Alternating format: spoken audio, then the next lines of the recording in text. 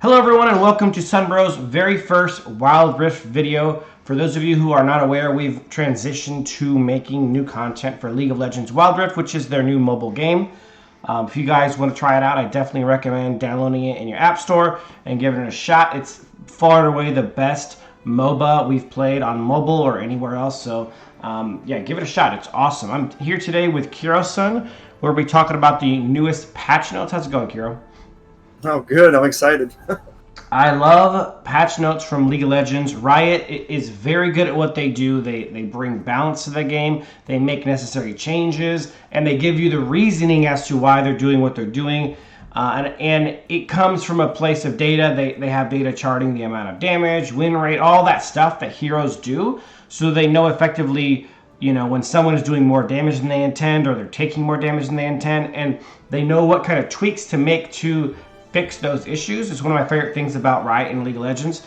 They keep the game balanced, and we're going to see that as we go through this. So we're not going to focus on any of the silly things. We're just going to get to the important things. And the first important thing is new hero coming out, as you can see right here on April 22nd. It's a little bit lower. April 22nd, it's Rammus. Now, in the PC version of League of Legends, Rammus is very tanky. I'm assuming he's going to be similar to that. He is generally considered a top laner or a Baron lane, and he's considered a jungler. And by some people, he gets used in support because he's very tanky. He's a lot of crowd control. But I'm a huge fan. I think this is a solid move. Rammus is a really interesting hero. I'm excited to see how he transfers to the mobile version of the game with Wild Rift. What do you think, hero? Yeah, absolutely. He's got a lot of versatility. I've seen him mostly played in jungle, but definitely Baron lane support, and that CC he has is a really long stun, so it'll be interesting to see how teams play around him or play with him, and it'll be good having him in the game.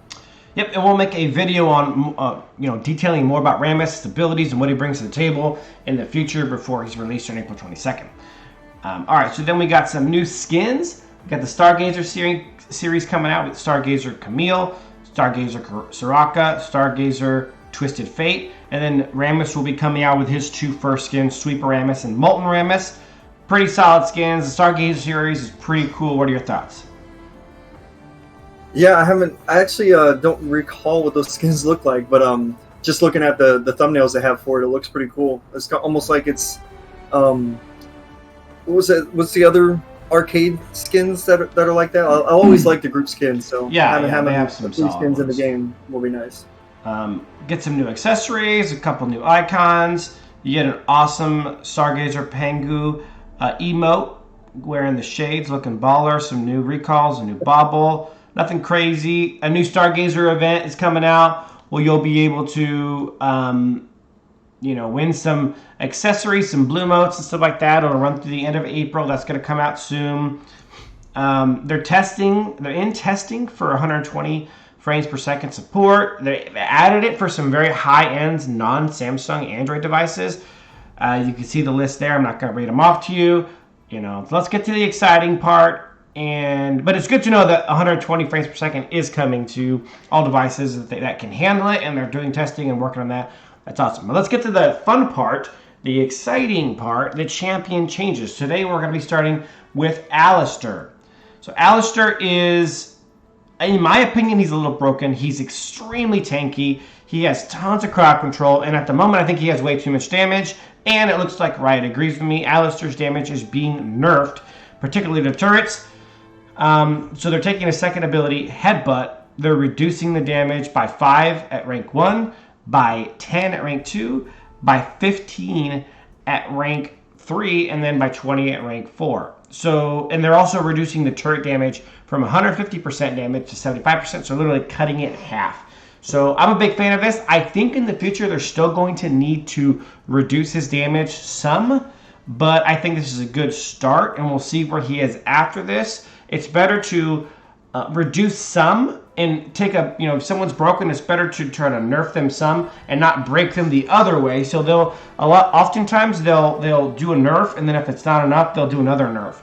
So I like that approach as opposed to just totally wrecking the hero because they were too strong. So yeah, absolutely. What you'll see is they'll do this. They'll roll back slightly, and it's also based on their metrics in the back end. They keep logs of all their games, and they analyze that data and what they look for, and they try not to make changes that are like focused on a certain elo, and hopefully that it'll just kind of balance it out on a broad scale. The turret damage is something to keep in mind though, because that's a half of his turret damage is reduced on headbutt.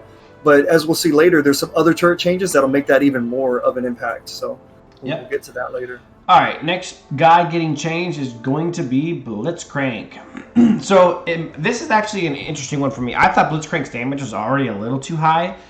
And I thought he was a pretty strong support for being who he is. Blitzcrank is literally just a grab hero, right? Like he is a niche hero that fits a very particular role. He grabs people, pulls them in, does crowd control, and GG's, right? So I thought his damage was a little bit too high for that already, and some of his external other abilities, and they're actually buffing him very slightly. So we'll see how that works out. They're going to be giving a 20, according to their metrics, though. He has been underperforming, so maybe I'm just have been seeing some very good Blitzcranks, and that happens, and maybe the overall data supports the need for a buff. So we'll see how he is afterwards. But he's getting a 20 damage buff on all 4 levels of his rocket grab. And then his overdrive is his ability where he speeds up, and after he's done with his speed burst, they slow his movement speed down for a limited time. It used to be 1.5 seconds, and then it's going to be moving to 1 second. But overall, some pretty decent nerfs for Blitzcrank. What do you think? Yeah, I mean, it's a pretty good buff on him, so we'll see what that changes. We haven't really seen him as much as I remember seeing him on PC as support, so maybe this will up his choose rate. So yeah, I think it can. All right, then we're moving on to seeing a little bit of Corki action. Corki's already pretty freaking strong. I think he's been mentioned in many tier lists as a top tier mid laner and as a pretty adequate support. So what's happening right now is that if you guys are aware, his passive gives him Hexac munitions. The package arrives at base, you can pick it up. It's coming too often according to their data, and they are going to be nerfing that by 50%. It's going from 100 seconds to 150 seconds. I don't think there's anything to really talk about. It's a pretty small nerf because I don't know that Corki's back every 100 seconds to pick that up anyways, so I don't think it's going to be a huge difference maker. What do you think? Yeah, if I remember right, he only gets a certain amount per game, so they're just kind of extending it out. So if a game is a short game, he won't have it as much, and that could be a difference. But as the game extends, then he'll have it, that 3rd or 4th time. So we'll see how that changes. He's not really played much as it is, so I don't really see it changing the game too much. Yep, and then we're moving on to Diana. Now this one is a little bit meaningful for me because I was a Diana main for quite a while on the PC version of League of Legends, and I've been playing and enjoying Diana quite a bit on Wild Rift. I have like a 90% win rate with her or something. Not that many games, but I've been enjoying her. Now we had heard a while back that one of Diana's abilities was messed up. So as you can see, if you can see down here, I'll highlight it for you. On Lunar Rush, she used to get bonus attack speed on her Lunar Rush, and they actually had been telling us that was broken. It's kind of hard to see at the bottom of the screen there. They said that was broken. It wasn't working properly. So they've changed it all together. So not only was I doing well on her, she's like one of the lowest on tier list. She had one of her abilities that wasn't doing its main function, and I was still dominating with her pretty well. So let's check out the changes. Her base health going up by 40. Solid chunk of base health that scales well. Then we have her passive Moon Silver Blade. After casting a spell, Diana gains 30% attack speed, 220% attack speed based on level for the next 3 attacks. Now that is a huge deal. 120% attack speed at max level is beautiful. So I'm really excited about that. I think that's overall going to be a huge buff for her. And then we have Crescent Strike, cooldown being reduced by 1 second on all 4 levels. Then second ability, Pale Cascade. Cooldown was 14 seconds static. Now it's starting at 13 seconds at level 1 and going all the way down to 8.5 seconds at level 4. I mean, that's almost a 50% reduction in the cooldown at the max level. So that's pretty delicious. And then we move on to her third ability, Lunar Rush. All they did there was remove the bonus attack speed. That's been moved over to the passive, like we said earlier. And then her ultimate, which I thought was extremely powerful already, at least to me, is being moved from minimum base damage. So the way her ultimate works is you push it, and it's a small circle, and everyone who's in that circle, when you let it go, gets sucked into the middle where she's at. The longer you hold it down, the more damage it does, and the bigger the circle gets. So at minimum circle base damage, it was 150, 200, 250 damage at level 1, 2, and 3 with 35% ability power scaling. That moves up to 175, 225, 275 with 40% ability power scaling. Now at max damage, that is going from 3, 4, 500 and 70% to 350, 450, 550, and 80% scaling with ability power. So those are 3 pretty significant buffs that are going to really excite me, but hopefully put Diana back into at least the mid to upper tier list on mid. Now I play her in the jungle, and she does well there, but she's generally a mid laner, and I think she'll be moving up in that tier list soon. Next, we have some very necessary nerfs to Dr. Mundo. So Mundo was a little bit strong on some facets of the game, and they decided to reduce that. Oh, I didn't ask you what you thought about Diana. Well, those are definitely some big changes for Diana. I think the cooldown on her Pale Cascade is, you mentioned it's almost a 50% change, but with the ability haste items, you're really going to have that up every 6 seconds. I will tell you why that's a big deal. The Pale Cascade, her second ability, Pale Cascade, is the one that puts the 3 shields around her. Right. When they explode, they do damage, and they increase the shields. So I can now, as a Diana player, shield myself twice as often as I used to be able to, and that extra damage, which isn't super potent, but it's enough to be a difference maker. I mean, great changes for her. Absolutely. Yeah, definitely. Well, see, and then also with her ult combination with that passive change, it's going to greatly increase her frontline damage from the ult. So her burst up front is going to be huge, a massive change. I really think she's going to start getting a much higher playtime, which she's barely played now. But true. I've barely seen anyone play her besides me, and I've never seen anyone play her in the jungle besides me, but I'm telling you, I'm about to start playing a lot more Diana. All right, then we got Dr. Mundo. They reduced his attack damage his base attack damage from 64 to 58, his base health from 690 to 650, and his base armor from 45 to 40. And then on his third ability, Masochism, it used to have a duration of 5 seconds at all ranks, and then they switched that to 3, 3.5, 4, and 4.5 seconds. So pretty big reduction in that. And if I remember correctly, I have the game open, I might as well just take a look real quick. Dr. Mundo's Masochism ability, you guys can hear it in the background. That is the ability that he gains attack damage for 5 seconds based on his missing health. And it empowers the next attack to deal extra damage. So instead of gaining attack damage for 5 seconds, it'll be obviously less time. So it's a pretty significant nerf to Dr. Mundo. I think he was a little bit overly powerful, so I think it's warranted. What do you think? Yeah, definitely. So on the change on the Masochism, that'll change up front his early game damage. So that 5 seconds now being 3 seconds early game is really going to be a big difference in lane. Or even if you're taking him in jungle for his early ganks, he was really strong in that front. Late game, you're not going to see as much of an impact with that change, but still a small nerf there, especially when you combine that with his attack damage being reduced. All right, next we got Galio. So everyone knows Galio's broken, so we won't even go into that. Yeah. He's been pretty strong since he came out. They're reducing his base health by 40. They're reducing his passive. The cooldown was 5, 4, and 3 at level 1, 5, and 9. Now it's 5, 4.5, and 4 seconds.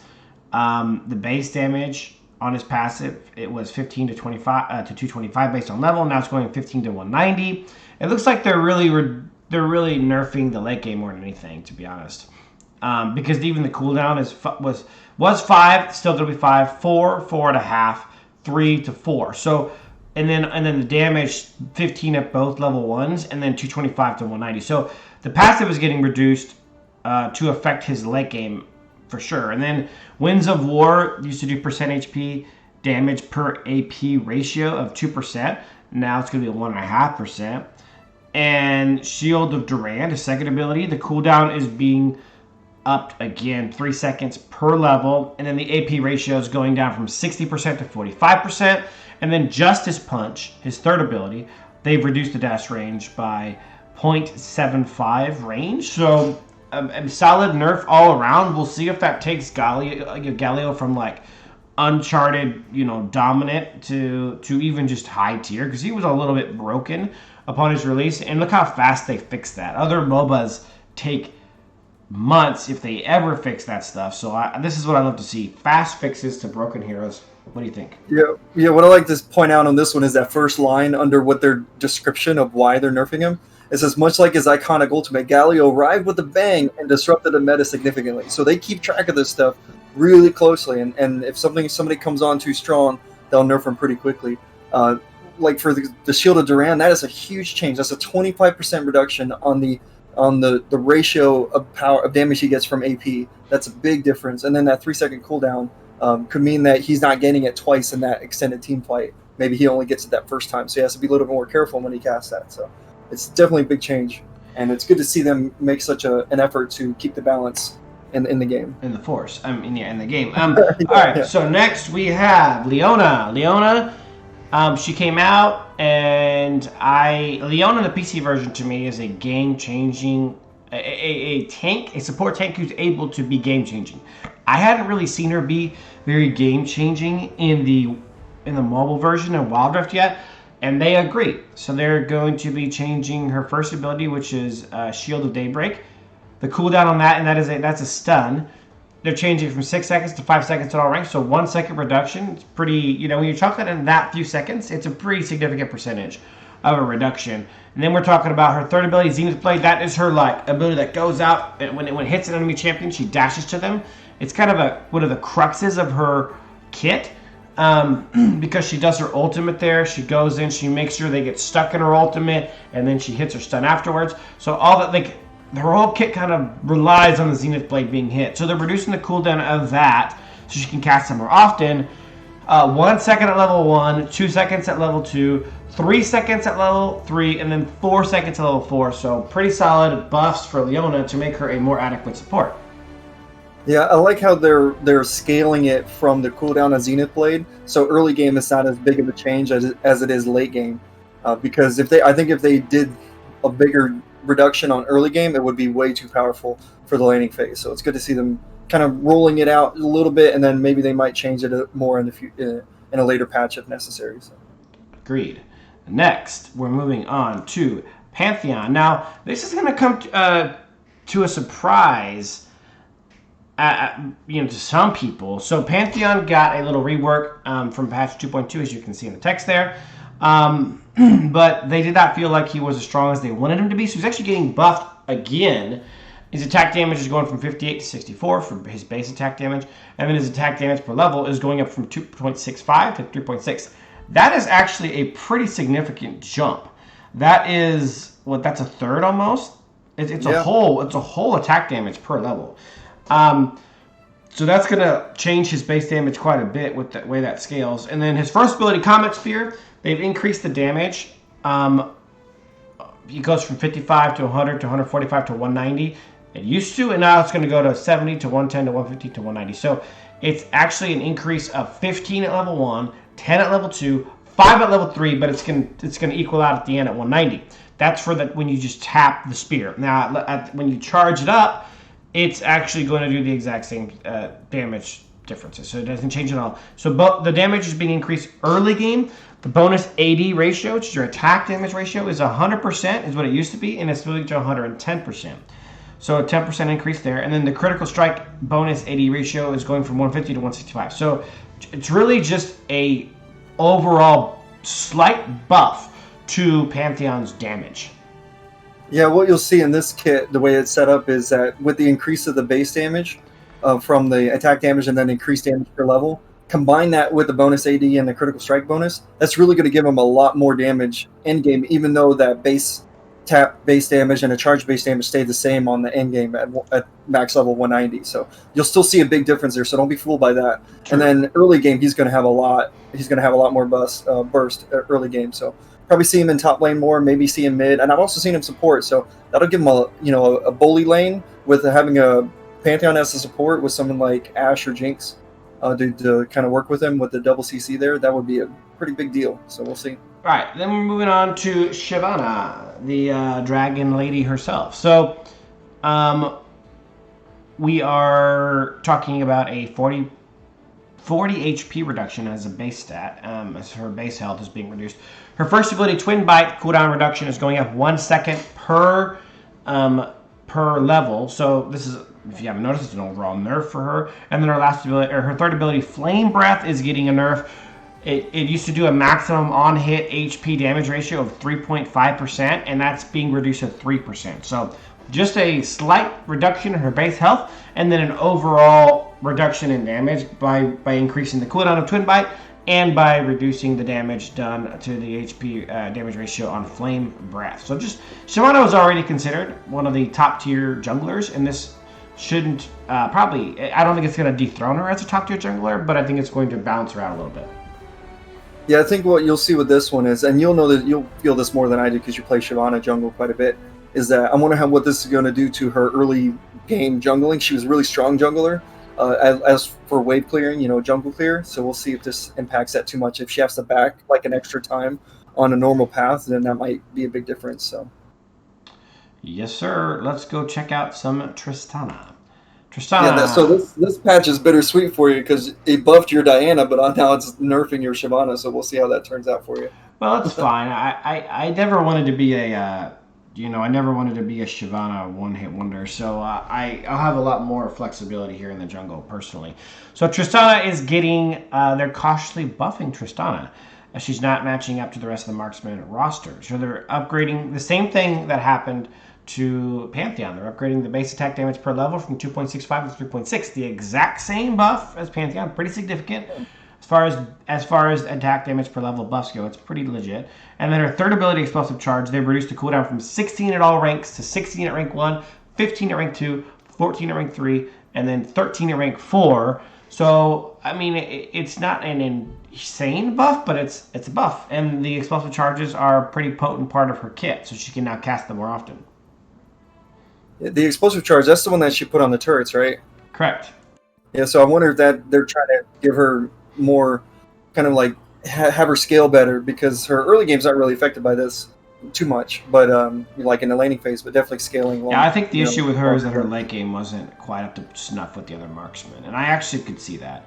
So then we're moving on to Vi. Vi is top tier. She's a little bit overpowered. I've played her. She's very strong. They are now nerfing her. What they're doing is they're reducing her base armor by 5, which will make somewhat of a difference to how tanky she is early game and as she goes along as that scales.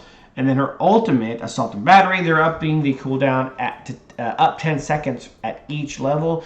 I mean, overall, it's going to not affect her a lot, but, just like Shyvana, it's a small nerf for a top-tier hero. Probably will still remain close to top tier, but I think it's necessary for balancing sake to do something like this. Yeah, it doesn't really change her jungle clear, which is where she's played probably 90% of the time. But what you'll see is that first team fight, she'll be fine, but that second team fight, she might not have her ult back up by that second team fight. So it might nerf her late game carry a little bit. So we'll have to see how that changes. You played her a little bit. Yeah, I've been playing her quite a bit lately, so I'm not upset about this one at all. Just like the Shyvana one, they're already really strong. Quite a few changes that make it. Yeah, and then we're moving on to item changes. I'm going to go through this real quick. Infinity Orb was providing too much value for its gold cost, so they made it more expensive. Sunfire Aegis was too much damage on high health heroes like Mundo. It was overpowered on Mundo, so this is kind of a Mundo nerf. So the base damage is being changed from 16 to 30 to 16 to 25, and the bonus damage HP ratio is 1% down to 0.8%. Glorious Enchant, they fixed a bug where it displayed the item cost as 800 gold when it was actually 500 gold. Now you weren't paying 100, but it was displaying incorrectly. Game system change. Now this is the big one we were talking about earlier, the turrets. So they're seeing an issue where turrets are going down faster than they intend because people are grouping up to do it. So during the first 4 minutes of the game, previously it used to be 3 minutes, solo lane, mid lane, outer turrets are gaining bonus armor and magic resistance. And then during the first 4 minutes. Used to be 3 minutes. All outer turrets gain additional defensive bonuses when multiple enemies are nearby. So this is all new. So the issue right now is that they're seeing 4 to 5 people go to one lane just to blitz tower down. That's not what they intend. They are not going to put up with people trying to ruin the laning phase. So when 2 champions are attacking the tower, it's going to gain 10 armor and magic resist. But when 3 champions are there, it's going to go from 100 to 250 armor magic resist. When 4 are there, from 2 to 300. When 5 are there, from 300 to 350 armor and magic resist. So those are really, really nice buffs for the towers to make it a lot harder to just, like, you go in, your jungler ganks a lane with the mid laner. There's 4 of you there. You kill the people there, and then you just blitz down tower in the first few minutes of the game. That's not what they intend. The laning phase is an important part of the game, and they don't want to see it gone. Yeah, it's interesting that they're making this change because it's unique to mobile, and we kind of surmise that it's because although the map layout's the same as PC, it's relatively smaller, which means it's quicker to go from like mid lane to bot or top lane as it is on PC. So it's easier for them to just blitz those towers that way without giving up too much space in the other lanes. So it's interesting they're making this change. I don't really see it impacting our games as much because we didn't really do this as often. But in a competitive play, it sounds like it was a pretty prevalent strategy to use. Correct. So maybe they'll see that change. And the very last thing that we're going to see in this patch notes is the free-to-play champion rotation. As you may or may not know, there's a new free-to-play champion rotation every week so that you get to try people out before you buy them.